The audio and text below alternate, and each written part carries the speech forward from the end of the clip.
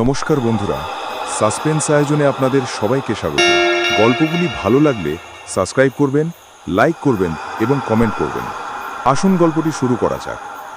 হাড় হিমহিম করা ভূতের গল্প, ছবি আঁকে যে অদৃশ্য মানুষ।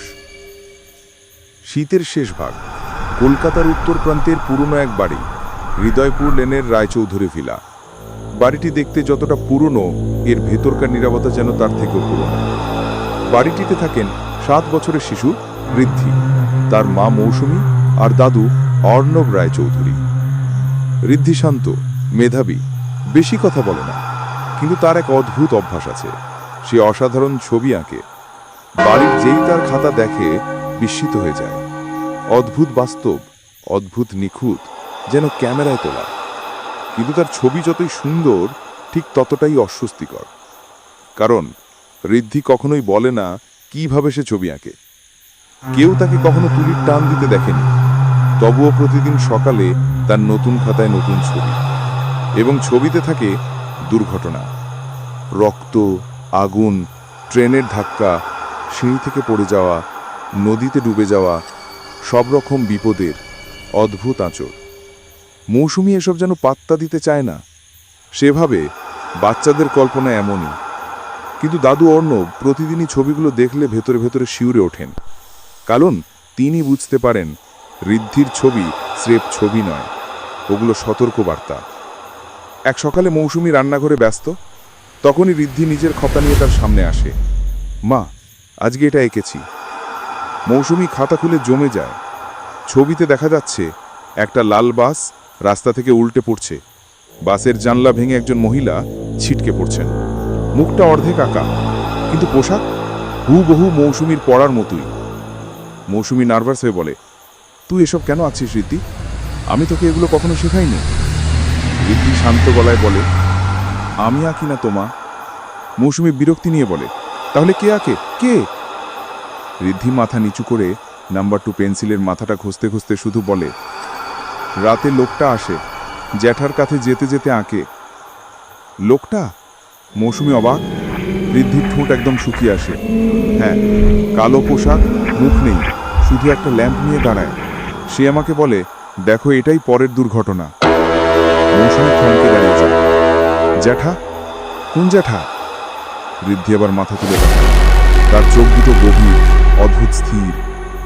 যে জ্যাঠা মরার আগের রাতে আমাকে দেখতে এসেছিল। বাড়িটা যেন কেঁপে ওঠে। মৌসুমীর স্বামী রুদ্র 3 বছর আগে এক গাড়ি দুর্ঘটনায় মারা যায়। সেই রাতে নাকি ঋদ্ধি বলেছিল জ্যাঠা এসেছে, কিন্তু সে কথা ভেবে মৌসুমী ভয়কে পাশ কাটিয়ে দিয়েছিল। এবার আর পারল না। দাদু অর্ণব খাতা দেখে চমকে ওঠেন। মৌসুমী, তুমি কাল যে মেলায় যাওয়ার কথা বলছিলে, এই ছবিটা ওটাই বলছে হয়তো। মানে, এই ছবি কি সত্যি হবে? অর্ণব গভীর গলায় বলেন, এই বাড়িতে একটা ইতিহাস আছে, তোমরা জানো না। মৌসুমী অবাক হয়ে তাকায়। ইতিহাস? অর্ণব দীর্ঘশ্বাস নিয়ে বলেন, এই বাড়ির প্রথম মালিক ছিলেন আমার ঠাকুরদা দেবব্রত রায়চৌধুরী।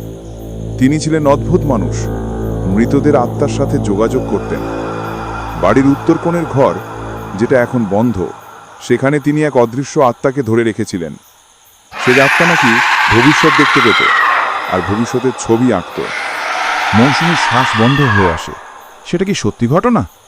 অর্ণব বলেন, হ্যাঁ, আমার বাবা বলতেন যে রুমে সেই আত্মাকে বেঁধে রাখা ছিল, সেখানে মাঝে মাঝে রাতের অন্ধকারে কাগজে আঁকাআঁকির শব্দ শোনা যেত। কিন্তু এক রাতে আত্মাটা বেরিয়ে যায়। মৌসুমী শিউরে ওঠে। বেরিয়ে যায় মানে? অর্ণব গম্ভীরভাবে বলেন, মানে এখন সে মুক্ত আত্মা, নিজের ইচ্ছামতো যে কারোর কাছে যেতে পারে। আর এখন সম্ভবত সে ঋদ্ধির কাছে আসছে। মৌসুমী চিৎকার করে ওঠে, কেন? আমার ছেলেকে কেন বেছে নিল? অর্ণবের মুখটা মলিন হয়ে যায়।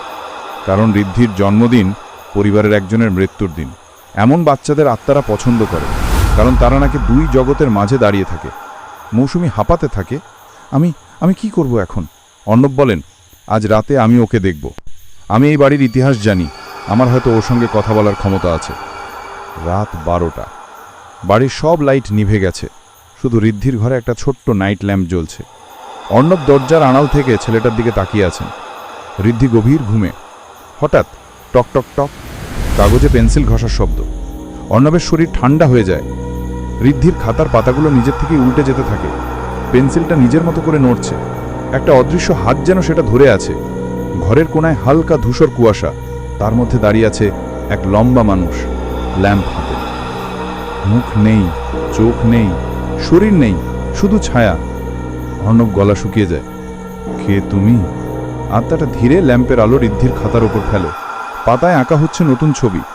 একটি বৃদ্ধ মানুষ সিঁড়ির তলা থেকে পড়ে যাচ্ছেন। মুখ হুবহু অর্ণব রায়চৌধুরীর। অর্ণব বাক্রুদ্ধ। এটা কি আমার মৃত্যু? আত্মাটা মুখহীন হলো। তার চুপ থাকার ভঙ্গিমা যেন বলে হ্যাঁ। হঠাৎ আত্মাটা হাত বাড়িয়ে অর্ণবের গলা স্পর্শ করে। প্রচণ্ড ঠান্ডা। অর্ণব চিৎকার করতে পারেন না। তার চোখের সামনে ছবির সিঁড়ি যেন জীবন্ত হয়ে যায়। তিনি অনুভব করেন তিনি পড়ে যাচ্ছেন নিচে, আরও নিচে, অন্ধকারে। পরের মুহূর্তে অর্ণব মাটিতে লুটিয়ে পড়েন। ঋদ্ধি ঘুম ভেঙে উঠে চেঁচিয়ে ওঠে, দাদু! মৌসুমী ছুটে আসে আর দেখে অর্ণবের নিথর দেহ আর খাতার পাতায় সেই অদ্ভুত ছবি। অর্ণব মারা যাওয়ার পর মৌসুমী ঋদ্ধিকে নিয়ে বাড়ি ছাড়ার সিদ্ধান্ত নেয়। কিন্তু যাওয়ার আগের দিন ঋদ্ধি আবার খাতা খুলে মাকে দেখায়। এবার ছবিটা আরও ভয়ঙ্কর। একটা ট্রেন আসছে প্রচণ্ড গতিতে। রেল লাইনে দাঁড়িয়ে আছে ঋদ্ধি আর মৌসুমী। মৌসুমীর বুকের ভেতরটা ধক করে ওঠে। আমি আর সহ্য করতে পারছি না, আমরা আজই চলে যাব। ঋদ্ধি কাঁদতে থাকে।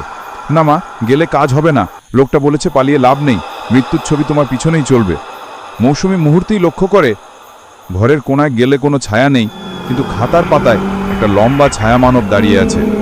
সে ধীরে ধীরে খাতার ভেতর থেকে মাথা তুলতে থাকে, যেন পাতার ভেতরকার পৃথিবী ভেঙে বাইরে আসতে চাইছে।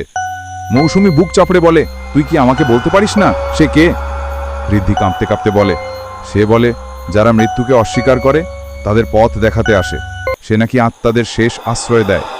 মৌসুমী চোখ বড় করে তাকায়। তার মানে সে কি মৃত্যুর দূত? ঋদ্ধি মাথা নাড়ে। সে মৃত্যুর আগে ছবি আঁকে যাতে আমরা প্রস্তুত থাকতে পারি, কিন্তু আমরা যদি ছবি দেখেও পথ না বদলাই তখন সে নিজে এসে নিয়ে যায়। মৌসুমী শিরদাঁড়া কেঁপে ওঠে। ঠিক তখন খাতার পাতার মানুষটা যেন পুরোপুরি বাস্তব হয়ে বাইরে পা বাড়ায়। এক শীতল হাওয়া ঘর ভরিয়ে তোলে। মৌসুমী ছেলেকে জড়িয়ে ধরে বলে, আমরা মরব না, আমি তোকে কখনো মরতে দেব না। আর তার ভাঙা শুকনো গলায় একটা শব্দ ভেসে আসে, ছবি বদলাও, না হলে ভবিষ্যৎ বদলাবে না। মৌসুমী বুঝতে পারে যে পর্যন্ত সেই ছবিগুলো সেই অদৃশ্য মানুষ আঁকে ওরা মৃত্যু এড়াতে পারবে না। কিন্তু যদি কেউ ছবিটা বদলে দেয়, যদি ভবিষ্যতের ওই আঁকা পথটা মুছে ফেলে অন্য পথ আঁকা যায়। মৌসুমী পাগলের মতো খাতাটা তুলে পেন্সিল নিয়ে ছবির রেল লাইনটা মুছতে যায়। ঠিক তখনই আত্মাটা গর্জনে ওঠে, থামো। ঘর কালো অন্ধকারে ঢেকে যায়। দেয়াল কাঁপতে থাকে। ল্যাম্পের আলো নিভে জ্বলে ওঠে। মৌসুমী কাঁপতে কাঁপতে বলে, আমি ছবিটা বদলাবো, তুমি থামো। আত্মাটা ধীরে ধীরে কাছে আসে। তার মুখ নেই, কিন্তু অন্ধকারের ভেতর থেকে ঠান্ডা দৃষ্টি যেন মৌসুমীর বুক ভেদ করে। ঋদ্ধি চেঁচিয়ে ওঠে, মা, ছবি বদলাও তাড়াতাড়ি।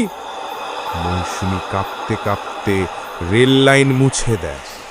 তারপর নিজের ও ছেলের বদলে একটা অন্য পথ আঁকে।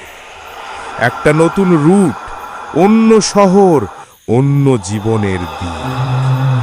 আত্মা এক মুহূর্ত স্তব্ধ হয়ে দাঁড়িয়ে থাকে, তারপর অদৃশ্যভাবে মিলিয়ে যায়। ঘর আবার আলোয় ভরে ওঠে। ঋদ্ধি নিঃশ্বাস ফেলে বলে, সে চলে গেছে মা, আপাতত। মৌসুমী ছেলেকে জড়িয়ে ধরে কাঁদতে থাকে। তারা বাড়ি ছেড়ে দূর অন্য শহরে চলে যায়। কয়েক মাস কেটে যায় শান্তিতে।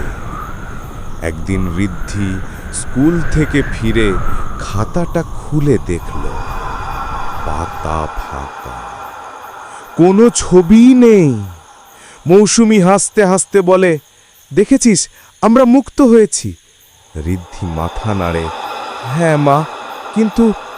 মৌসুমী থমকে যায়। কিন্তু কি? ঋদ্ধি ঘরের কোণায় তাকিয়ে বলে, লোকটা আবার এসেছে। সে বলছে এবার সে ছবি আঁকবে না, বরং আমাকেই শিখতে বলছে কিভাবে ভবিষ্যৎ আঁকতে হয়। মৌসুমীর মুখে রক্তচাপ কমে যায়। ঘরের কোণায় ধীরে ধীরে একটা লম্বা ছায়া তৈরি হয়। কোনো মুখ নেই, শুধু এক অদ্ভুত অদৃশ্য হাসি। এবার ছবিটা আঁকবে আর কেউ নয়, ঋদ্ধি নিজে।